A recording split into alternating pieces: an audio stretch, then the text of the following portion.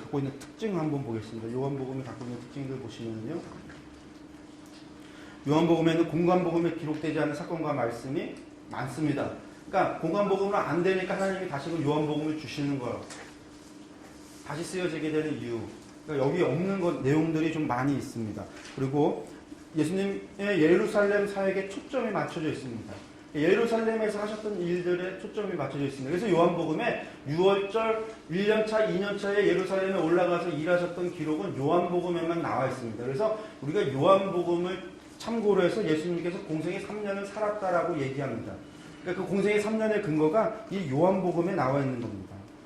그리고 요한은 이적을 특별히 표적이라는 말로 부릅니다. 그러니까 요한이 표적이라는 말로 그 기록을 행하면서 이건 특별히 무엇을 갖다가 나타내기 위해서 이 일을 행하셨다라고 그렇게 표현합니다. 그러니까 이적과 기적의 이유와 목적이 있다라는 것. 무엇인가를 알게 하기 위해서, 무엇인가를 깨닫게 하기 위해서 하시는 특별한 이유가 있다라는 것. 그것은 바로 예수님을 믿도록 하기 위해서다라는 겁니다. 그리고 요한복음은 예수님의 이적이나 가르침에 대한 관심보다 뭐에게 관심이 많냐면 예수님 그분은 도대체 누구신가에 관심이 많습니다. 마태는 말씀을 성취하신 그리스도였고, 마가는 고난받는 종 그리스도의 사역에 관심이 있었고, 누가는 온 세상의 구세주 되신 예수님에 대해서 이야기하고 죄사함과 구원의 내용이 무엇인가에 대해서 이야기했다면, 요한은 그냥 예수님 그분에 대한 겁니다. 그분이 누구신가? 도대체 그분이 누구시길래? 다른 말로 얘기한다면 요한복음이 쓰여지는 이유는 사람들이 예수님 그분이 누구신지를 알지 못하고 있기 때문에, 복음서 3편이 쓰여지고 그 말씀을 우리에게 주셨음에도 불구하고 예수님 그분을 알지 못하니까 알지 못하는 그들에게 주시는 하나님의 말씀입니다. 그러니까 더 깊은 얘기 꺼내기 시작을 하는 겁니다. 요한복음은 성령님에 관한 예수님의 교훈을 기록하고 있고, 특별히 예수님 자신에 관한 것과 하나님과의 관계, 영생에 초점을 맞추고 있습니다. 특별히 이 요한복음을 보시면 7가지 표적이 나옵니다. 7의 표적이 나오고, 그리고 7의 진술이 나옵니다. 예수님께서 스스로 당신이 누구이시다라고, 나는 무엇이다라고 하는 진술로서 자기 자신을 증명하시고, 표적으로서 그분의 권세와 능력을 증명하시고, 7 증인이 나옵니다. 증인들 7명이 예수님은 누구시다라고 하는 고백들이 나옵니다. 요한복음의 특징 가운데는 7 증인과 7 표적과 7 진술로서 예수님 그분이 누구신가를 갖다가 좀 종합적으로, 입체적으로 이야기하고 있습니다. 전체 보면 그리스도에 대한 증거들, 증언과 증거가 1장부터 12장까지 나오고, 그리스도의 사랑이 13장부터 20장까지 나옵니다. 이 부분이 제대로 설명이 안 돼서 요한복음이 쓰여집니다. 이곳에서조차도 잘 모르니까 하나님 그분이 이 땅에 오셨다라는 것을 이야기하셨고, 그분의 사랑에 대해서 더 이야기합니다. 하나님 그분을 모르시기 때문에 그분의 사랑에 대한 이야기. 그리고 이때가 언제냐면, 그냥 예수님께서 증거하다가 예루살렘에 올라가셨는데, 일요일날, 월요일날, 화요일날, 수요일날 이야기 다 필요 없고, 마지막 전날 밤 이야기로 갑니다. 그래서 예수님께서 붙잡히시기 시기 전 몇 시간의 이야기를 자세하게 13장부터 20장까지 그 마지막 이야기를 하고 계십니다. 다른 말로 얘기하면 예수님께서 십자가에 달려 돌아가시기 직전 그 몇 시간에 요한은 관심 갖고 있습니다. 하나님은 그 이야기를 해주고 싶어 하시는 겁니다. 내가 죽기 직전에, 너희를 위하여 대속의 제물이 되기 전에, 너희를 위하여 십자가를 지기 전에 내가 어떤 마음, 어떤 심정으로 내가 이렇게 했었는지 그것을 알아라고 그 이야기를 13장부터 20장에 걸쳐서 20장까지 그 이야기를 하고 계십니다. 그러고 나서 부활의 확증 이야기 나옵니다. 핵심을 보면 하나님의 아들, 성육신 하나님의 아들이 핵심이고, 그리스도의 증언이 나오고, 7가지 표적과 배척이 나오는데 증거들이 나옵니다. 그리고 그리스도의 사랑이 23장과 20장까지가 마지막 전날밤 그 몇 시간의 이야기가 사랑에 초점을 갖추고, 마지막에 나의 주 나의 하나님이라는 핵심이 마지막 고백이, 도마의 고백을 자리 잡고 있습니다. 그래서 요한복음 전체를 보면 육신이 되신 말씀 그리스도라는 겁니다. 다른 얘기로 한다면 어떻게 사랑하셨습니까? 우리가 물었을 때에 사랑 때문에 무한하신, 전능하신 그 하나님께서 유한한 육신이 되셨다라는 겁니다.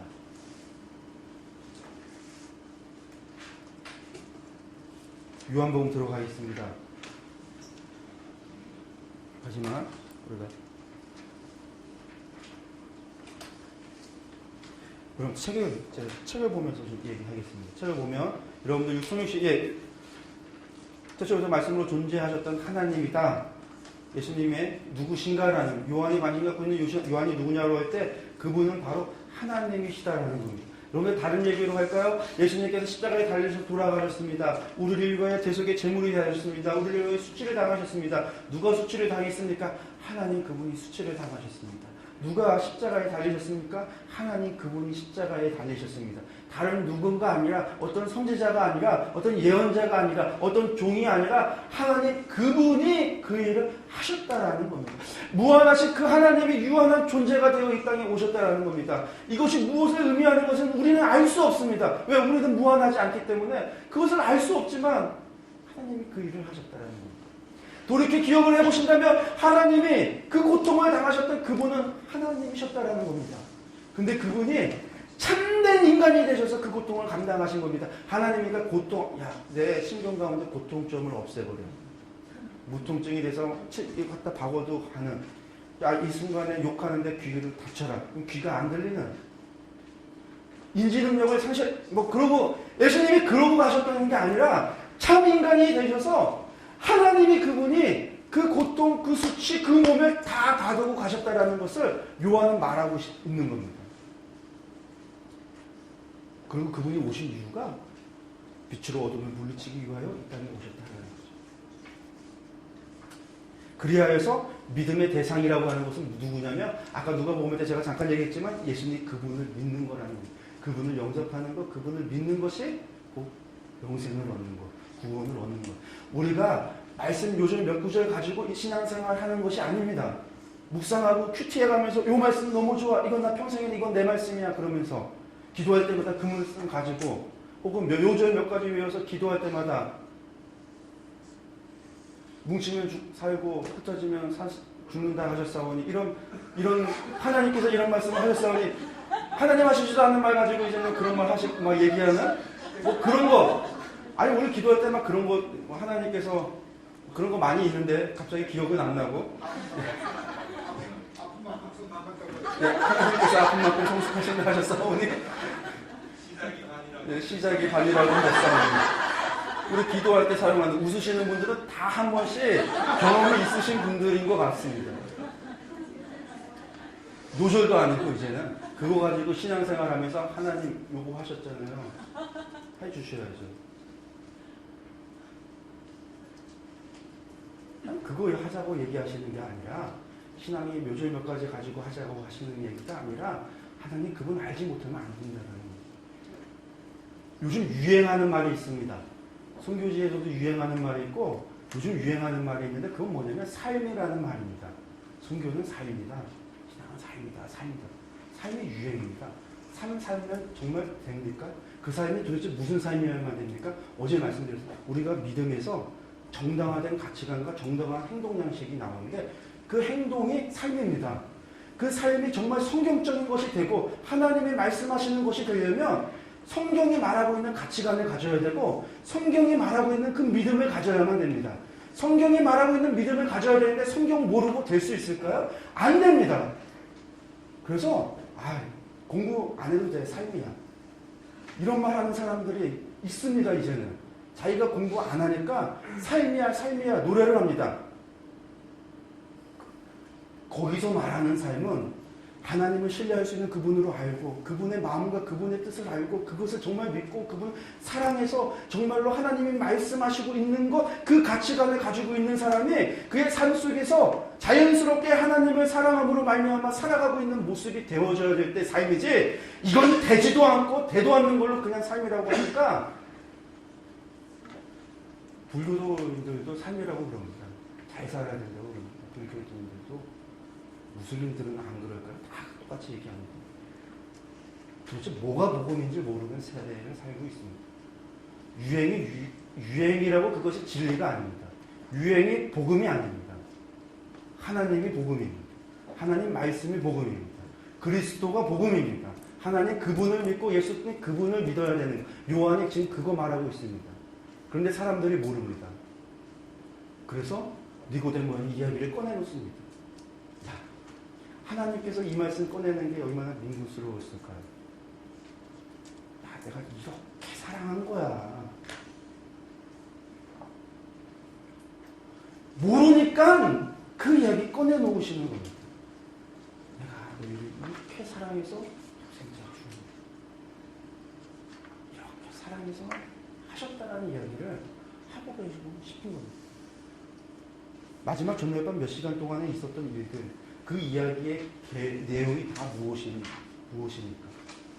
마지막 만찬을 통해서 있어지는 이야기들은, 예수님께서 하셨던 이야기는 예수님 성경의 끝까지 사랑하기로 결심하시고 예수님께서 하시는 일들은 자기가 떠날 때 남게 될 제자들에 대한 걱정이었습니다.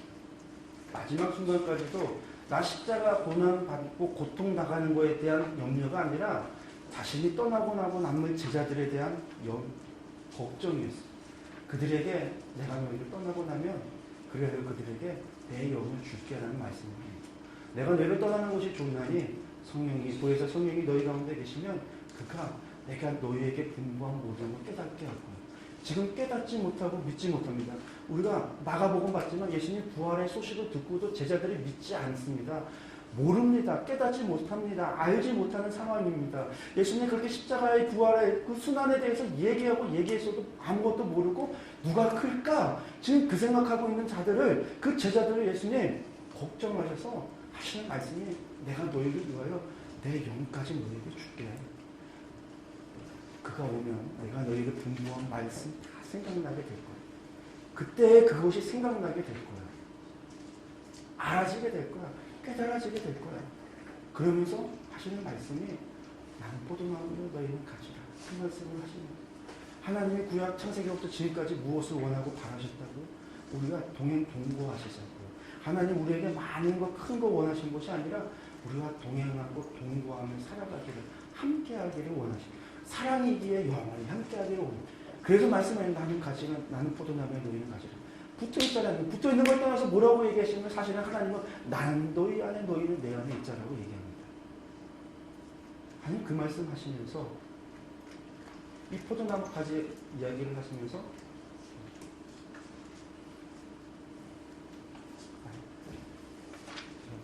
나오면서 성경까지 들고 오질 않았네요.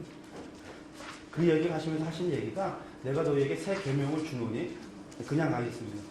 찾다 보면 시간 지나가서 내가 너희에게 새 계명을 주겠다라고 해서 너희도 새 계명을 주겠다고 하면서 예수님께서 너희에게 사랑하라고 하는 그 말씀을 하십니다.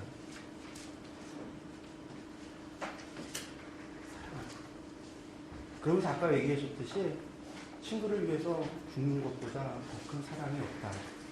그 이야기를 15장에 나오는 말씀 이야기입니다. 15장에 나오는 이야기. 그 이야기를 하시면서 예수님께서 하셨던 말씀이 너희도 이렇게 해라. 너희도 이렇게 하라. 영원히 함께하기를 원하시는 하나님의 마음이 이곳에서 드러나는데 우리와 동행동거하는 것, 이것이 주님이 원하시는 이야기입니다. 내가 아버지 계명을 지켜 그의 사랑 안에 거하는 것 같이 너희도 내 계명을 지켜서 내 사랑 안에 거해달라고 말합니다. 이게 동행동거라는 겁니다. 너희도 내 사랑 안에 거하라는 것, 내 계명을 지켜서 얘기하는 겁니다. 내가 너희를 사랑한 것 같이 너희도 서로 사랑하라. 이것이 새 계명이라고 하는 겁니다. 다시요, 하나님이 우리에게 바라시는 것, 동행동거하는 것, 함께하길 원한다라고 얘기하면서 어떻게 동행동거합니까? 아니, 나가 하나님이 나는 너희 안에 너희는 내 안에 어떻게 하나님이 우리 안에 들어오고 우리가 하나님 안에 들어갑니까? 하나님 예수님께서 얘기하시는 것은 내가 아버지 계명을 지켜 그의 사랑 안에 거하는 것처럼 너희도 내 계명을 지켜 내 사랑 안에 거하라. 그렇게 동행동거하자고 그렇게 함께하자고 하시면서 하시는 얘기가 그러니까 새 계명을 줄 텐데 그 계명이 무엇이냐? 내가 너희를 사랑하는 것이 너희도 서로 사랑하라라는 말씀을 합니다. 그러면서 하시는 말씀이 부연해서 하신 말씀이 뭐냐면 사람의 친구를 위하여 자기 목숨을 버린다면 이에 더 큰 사랑이 없다. 너희는 내가 명하는 대로 행하면 곧 나의 친구라. 곧 나의 친구라. 이 이야기 무엇이냐고요? 내가 너희를 죽으니까 너희도 나를 위해 죽어. 목숨을 달라고 생명을 달라고 하시는 하나님 우리에게 100%를 주시고 100%를 요구하시는 100%를 주고 구하시는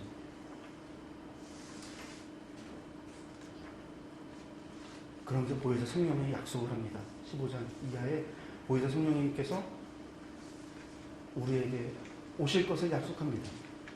그러면서 보혜사 성령님께서 하실 일은 예수님에 대하여 증거하실 일과 우리를 모든 진리 가운데로 인도하실 것이라고 얘기하고 예수님의 것을 가지고 우리에게 말씀하시고 장래에 대해서 말씀하시는 이게 보혜사 성령님의 일이다라고 말합니다. 그리고 나서 보혜사 성령님은 우리에게 오셔서 죄에 대하여, 의에 대하여, 심판에 대하여 책망할 거다라고. 이게 성령님의 역사입니다. 다른 말로 얘기하면 성령 충만은 무엇입니까? 성령 충만되면 무슨 일이 일어나냐면 우리 안에 갈등이 일어납니다. 성령이 충만하면 우리 안에 갈등이 일어납니다. 갈등 충만이 성령 충만입니다. 잡생각 나는 거 말이에요. 왜? 성령님이 오시면 우리 가운데 오셔서 죄에 대하여, 의에 대하여, 심판에 대하여 책망하실 수밖에 없기 때문에 만물보다 더럽고 추악한 것이 사람의 마음인데 그곳에 성령님이 오시면 그것에 대해 지적할 수밖에 없기 때문에 우리는 죄인이라서 예수님 성령님의 한시도 우리를 그 성령님을 붙잡지 못하면 우리는 우리의 죄성이 나오기 때문에 그래서 우리는 나도 모르게 성령님과 세상의 법을 가지고 같이 살아가고 있기 때문에 육신의 정욕대로 살아가고 있기 때문에 그러니까 오라 나는 공고한 사람을 이 사망의 몸에서 누가 나를 건져내라 탄식하는 매일같이 성령 충만 여러분들이 생각하는 성령 충만과 정말 성령이 말하고는 성령 충만 다릅니다. 성령님이 오시면 여러분들한테 가만히 침묵하고 계시면 안 계신 겁니다. 내가 의인이라고 말할 수 있습니까? 정말로? 그것이 아니라면 성령님은 우리에게 끊임없이 말할 겁니다. 죄에 대하여, 의에 대하여, 심판에 대하여 하나님의 말씀으로 우리에게 말할 겁니다. 말씀대로 행하지 않는 삶에 대하여 죄라고 얘기할 것이고 말씀과 다른 우리의 가치관에 대하여 죄라고 얘기할 것이고 우리가 말씀과 다른 신앙의 믿음을 가지고 그것은 잘못된 신앙이라고 말씀할 겁니다. 그게 성령님이 하시는 일입니다. 그리고 예수님 마지막에 예수님 자신에 대해서 기도하시고 제자들을 위하여 기도하시고 그리고 미래의 모든 성도들을 위하여 중보하시는 기도를 드립니다. 그리고 정말 보라 세상 죄를 지고 가는 어린 양이라고 했던 세례 요한의 말대로 십자가에 달려 돌아가십니다. 그리고 나서 부활하셨을 때 제자들에게 나타났을 때 믿지 못하던 제자들 마지막에 도마의 고백을 통해서 나의 주 나의 하나님이라는 고백을 하게 됩니다. 여러분들 성경의 많은 고백 중에 예수님 그분은 하나님이십니다. 정말로 이렇게 고백하는 이 도마의 고백. 그러니까 요한이 얘기하고 싶은 것은 예수님 그분이 하나님이셨다라는 거예요. 도대체 이 땅에 오셔서 가셨던 그분은 선지자도 아니고 예언자도 아니고 하나님의 아들 하니까 우리가 어떠한 사람 어떤 그렇게 하는 게 아니라 하나님 그분이셨다라는 겁니다. 그분이 인간의 모습으로 이 땅에 오셔서 정말 인간의 모습으로 그 모든 것을 감내하시고 우리의 죄를 짊어지시고 가셨다라는 겁니다. 그것이 요한복음이 내는 결론입니다. 우리의 믿음의 대상이란 바로 예수 그리스도이심을 그래서 그 예수 그리스도를 믿는 것이 생명에 이르는 길이다라고 말합니다. 요한복음 마지막에 21장 25절에 이렇게 끝을 맺습니다. 예수께서 행하신 일이 이 외에도 많으니 낱낱이 기록된다면 이 세상이라도 기록된 책을 두기에 부족할 줄 아노라. 그렇습니다. 예수님의 그 사랑 우리가 어떻게 다 표현할 수 있겠습니까? 하늘을 두루마리 삼고 바다를 먹물 삼는다고 할지라도 우리의 일생 그것을 이 일에 바친다고 해도 우리는 다 표현할 수 없습니다. 뿐만 아니라 그 사랑을 다 알 수도 없습니다.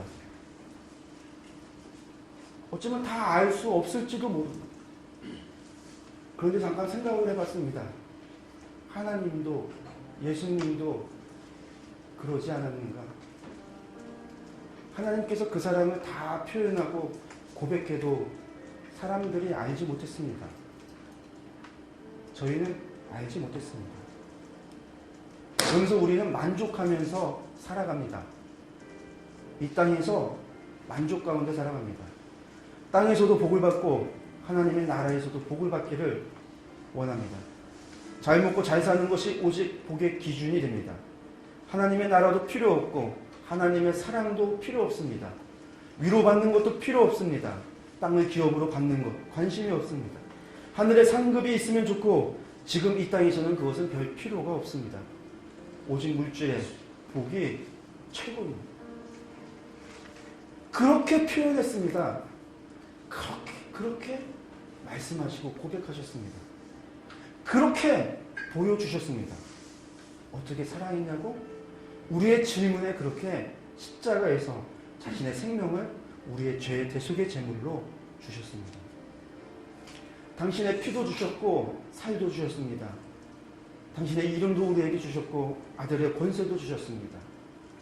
보혜사 성령님, 당신의 영도 우리에게 주셨습니다. 여러분들, 나는 잘 모르니까, 나는 목회자가 아니니까 이렇게 외면하고 살 수 있겠습니까? 그렇게 살아간다면, 그렇게 살아가겠다고 말할 수 있겠습니까? 표현할 수 없어도, 고백 못해도, 다 알 수 없어도 우리는 멈출 수 없습니다. 하나님을 알아가야만 합니다. 그 하나님의 마음과 그 사랑을 알아가야 합니다. 하나님의 마음을 닮아가야 합니다. 그 사랑을 본받아야만 합니다. 그래서 우리도 하나님을 사랑해야 합니다. 하나님께 우리의 마음을, 우리의 생명을 드려야 합니다. 100%의 사랑을 드려야 합니다. 이것이 하나님께서 바라고 계신 것입니다. 잠깐 찬양하겠습니다.